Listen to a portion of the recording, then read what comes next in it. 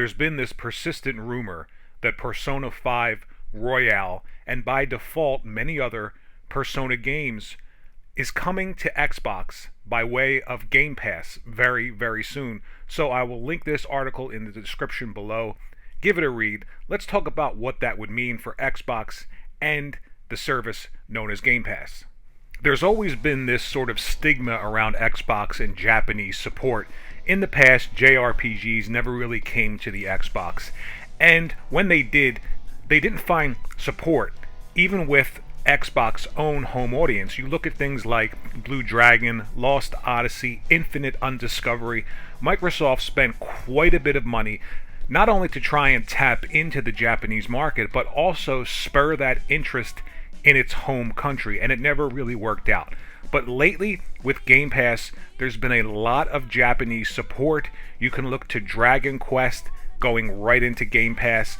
You can look at a lot of other games from Japanese studios going into Game Pass. But again, the last sort of gem that hasn't made its way to the Xbox is Persona 5, Persona 5 Royale. This rumor keeps persisting, and what would this mean for Game Pass and Xbox? Because I think they're two different things that you have to differentiate. I don't think that Game Pass is helping Xbox as a console in terms of selling more consoles, but I do think the perception around what is offered in the ecosystem that is Xbox can be something that is looked at in a much better way from the average consumer.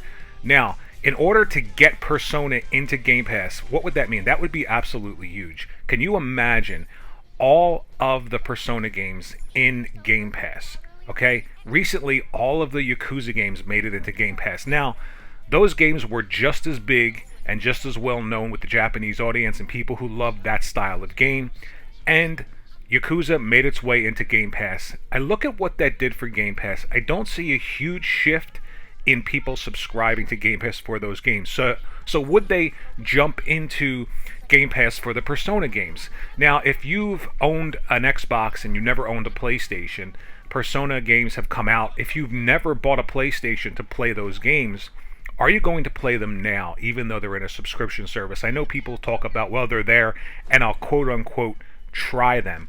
But I think Microsoft's looking for much more than people to try these games. They want the audience to be built up around these games that's already there. And there is a huge community around Yakuza and around Persona. They want those people to migrate to the service known as Game Pass. Do you think that's going to happen by getting the Persona games in addition to recently getting Yakuza and Dragon Quest?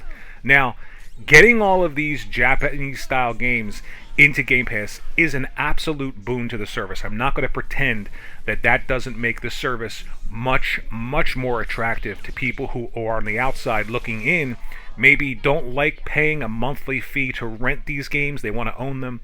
But when you look at the totality of everything that is going to be in Game Pass, if you look at every Yakuza, and then you get every Persona, you have all of these other Japanese games in there, and then you have the Western RPGs, I think people will start to see that as a positive. Now, the biggest hurdle to all of this, all of these great games coming to Game Pass, is advertising to general consumers what the hell Game Pass is. How do you advertise a service that has all of this content in it? It's not like you can make one commercial for every big game and say, by the way, Game Pass. But there has to be a way to communicate what Game Pass is to the layman gamer, not the hardcore.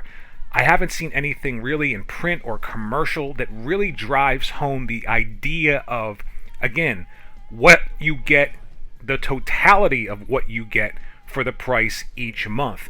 That is the key to getting Game Pass to take off, in addition to Game Pass being everywhere. And I mean everywhere. Game Pass, to be successful, has to be offered to the largest base of consumers possible. The largest base of consumers possible is the PC. It's not the Xbox console by itself. It has to be PlayStation. It has to be Nintendo. Will that happen? I think that it will eventually. I think it's going to happen with Nintendo probably before Sony. If this new Switch HD is as powerful as an Xbox Series S, then it's a no-brainer to have Game Pass there to be able to play those games natively on that system and stream them, because the Switch HD is going to be a portable system. That would help Game Pass and xCloud immensely.